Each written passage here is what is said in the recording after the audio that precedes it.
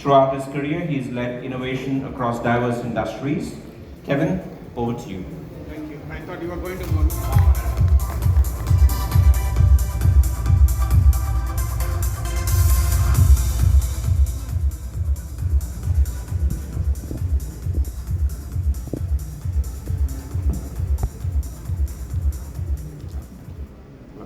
Testing. Yeah. Just need to move. Salam alaikum, rahmatullah barakatuh. Good afternoon, everyone. Hope you're all feeling a bit more energized and hydrated after the coffee break. I'll try my best to keep you entertained and motivated along the way. So, as Aditya said, I'm going to talk about some of the things we have been doing in Kanoo Group. Hello? Yeah.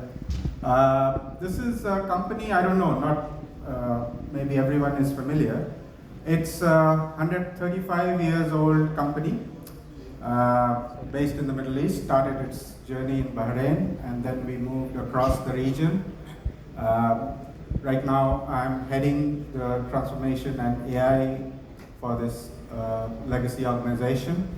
It's a diversified conglomerate involving, many business activities from shipping to logistics to travel to energy to heavy machinery, chemicals, oil, paints, etc. So I will also try to attempt. The reason you see I've got my own laptop is I'll try to not just show you some PowerPoint slides, but hopefully, if I'm lucky, I'll be able to connect to my live environment and show you some demos of the examples that I'm going to talk about today. So bear with me on that. So, there's the clicker. So, we will talk about, this is basically the agenda. Try to make it as quick as possible. Feel free to interrupt if you have any questions as we go along. More than happy to answer them. But we have time for Q&A in the end, hopefully. I'm going to talk about some of the steps that I followed when I joined this organization about 4.5 months back in October, and what we have achieved as an organization till today. So as you can see, my first job was to set up the Digital Transformation AI office. This organization didn't have one. There was only an IT operations center, service desk, and an applications team as well. But there was not really a lot of work being done from a transformation and AI perspective in this organization before I joined. So once we set up that, the first step, no-brainer again, basically to do an assessment of the current state, where we were, from a maturity, from IT as well as digital perspective, and to determine the needs. Now here I've heard a lot of my colleagues talk about use cases, right? So on use cases, I and my team followed a slightly different approach. So for sure, we have to look at use cases considering we are into multiple verticals, from shipping to travel to logistics to paints, oil and gas, heavy machinery, etc. But having said that, we made sure that we have an ecosystem approach as well. And I'll come back to that, circle back to that very shortly. Why that is also important, because if you just go directly with use case approach, and I think one of the previous speakers also mentioned this, the problem is when you want to scale up, you suddenly realize that you don't have the right tools, solutions, infrastructure in place. So having that ecosystem mindset or approach, defining that upfront, is very important as well, before you get into the specific use cases of the different divisions, departments, and functions in the organization. Then the usual stuff, basically you focus on the AI strategy, the governance framework, policy, action plan, etc. Obviously get the blessings from the board. You go on to identify the tools and technologies for implementation. So diving into the use case examples, the first one I want to talk about what we did for our friends in what we call as the industry and energy division of ours. So this has two verticals underneath the industry and energy. One is focused on obviously the energy sector, as the name suggests, and the other one from the industry perspective is more on heavy machinery and industrial machineries, right? So what we did was, when me and my team went and spoke to this division, we found that they are using a third-party database, basically. It has the list of all the tenders and the major construction projects, we call them EPC projects, around the Middle East region. So this is a paid database which we subscribe to. We almost have 140 paid licenses for it. And every quarter or month we will add more people, and we'll have to keep paying the subscription for this. So this one was our first attempt to kind of show some value to the business, right? So what we did was, we created an AI agent to basically get the data from this database, which is a licensed product, and we had the license, we used the license, it's completely legal, by the way. We checked with the company before doing this. And we also, again, added another element. We also linked it to the government tender boards, so that our sales team have all the information they need at their fingertips, without having to go to multiple different sites or logging into the database. And I'll show you in a second, if it works, how this actually works. So the benefits are a no-brainer. Significant time, cost, and effort, because obviously we have to now, we don't need license for everyone, right? So this is accessible over Microsoft Teams. We use Teams quite extensively in the organization. So I'll try to attempt to see if I can log on to my, so this is how it works. If you can see, in the interest of time, I have already just given it some queries. And if, for example, the sales team comes here and says, tell me about all the projects by L&T. First of all, it understands what L&T stands for. It's Larsen and Toubro. It's a big company based out of India, but obviously they are working across the region. And it references the data source from which it got the data. So these are our internal data sources that we have trained it on. It also can tell us very quickly who are the main contact people. So for our sales guys, this is very key. They need to quickly identify who is the right contact person, so that they can approach them for subcontracting work, right? So it tells them the number, email, etc. And then you can ask it, keep on querying it just like you would do in any chatbot. Are there any new projects? Now I said this is an AI agent, this is not a chatbot. The reason why I said it, we can add further actions to it. So we can add triggers at the beginning, what triggers the chatbot, and then we can also add actions, which means it can, if you program it correctly or the way you want it, you can configure it. Program is not the right word, configuration. Then it can send you the emails as well, or whatever channels you prefer,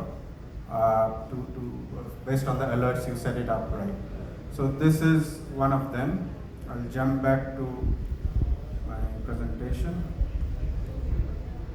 Yeah. So the other one we did was for our service technicians and machinery, and this is becoming really helpful, is what I hear from our business divisions, that where we basically took one of their pain points, which is they had to carry multiple manuals. As I said, we are into machinery, industrial machineries, and we deal with all the major brands like Bobcat, Perkins, Tennant, Hyster, Grove Cranes, all the big industrial companies.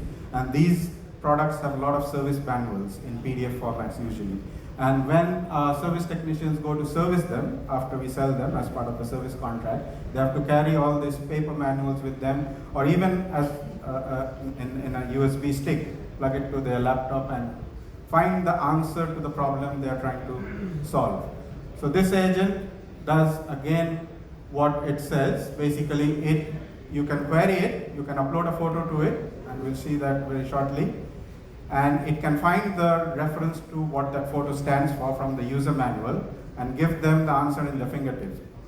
By the way, these are all voice enabled as well, so if someone prefers to talk to it instead of typing, it can do that.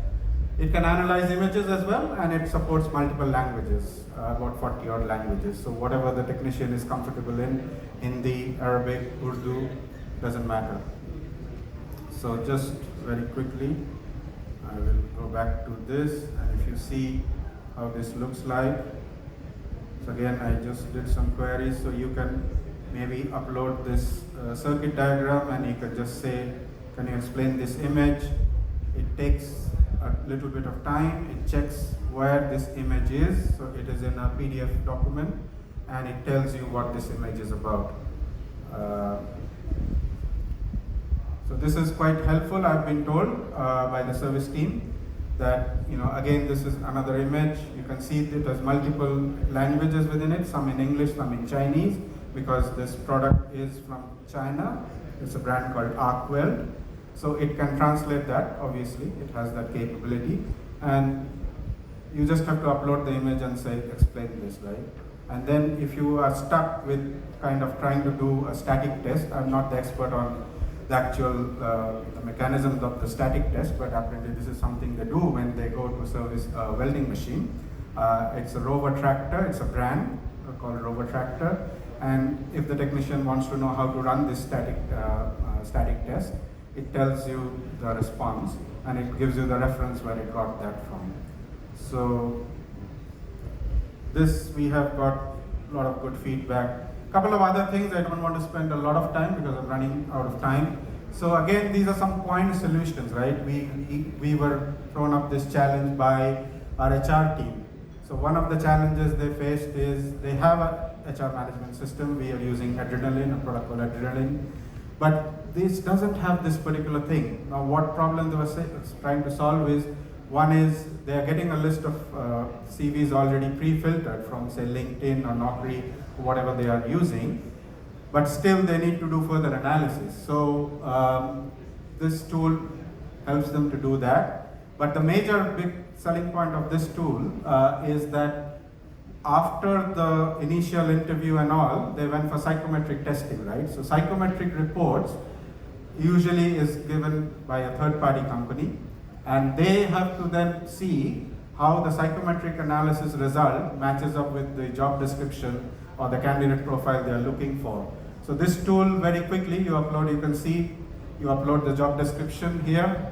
I don't know where the pointer is, but anyway, the job description here, and then the psychometric report, and you just click on Analyze Documents, and it gives you a suitability score for that particular candidate, and it gives you some radar chart and some pie chart as well. So this has been quite helpful. This is something I personally developed for HR. And then another similar one in terms of staff bonus calculator. So we are in the midst of our bonus pay run. And this was another point solution that we needed. We had the logic in an Excel. Now to do this in an Excel, you have to do a lot of multiple VLOOKUPs, HLOOKUPs, etc. So we quickly built this solution using AI as well. Another thing which is not really linked to AI per se, but this has again been really appreciated by our frontline workers. We have a lot of frontline workers, service technicians, people working in the ports for our shipping division, etc. So this was really helpful where we moved them from a paper-based timesheet to something which they can do it on their phone. So a lot of you might be familiar with this. It's a product from Microsoft which is embedded as part of Teams. It's called Shifts. So this we have rolled out without any additional investment or cost to the company because it comes as part of your Teams license. Now the last one that I want to talk about is basically this one.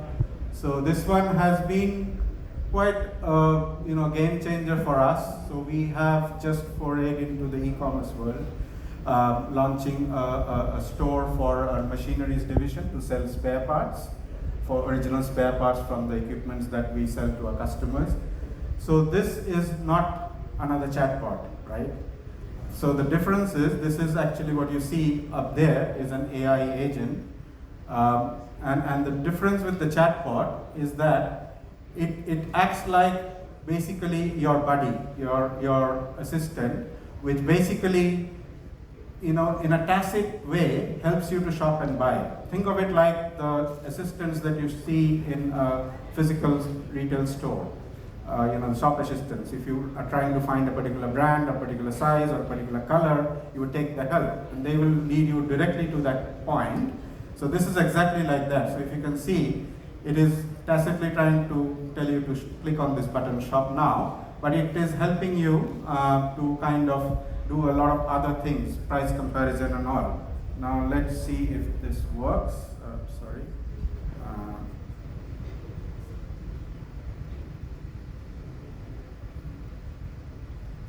So this is the live one, it's from a site. So again, I just asked it to do a couple of things. So you can see we stock this product called Heister, it's the pallet.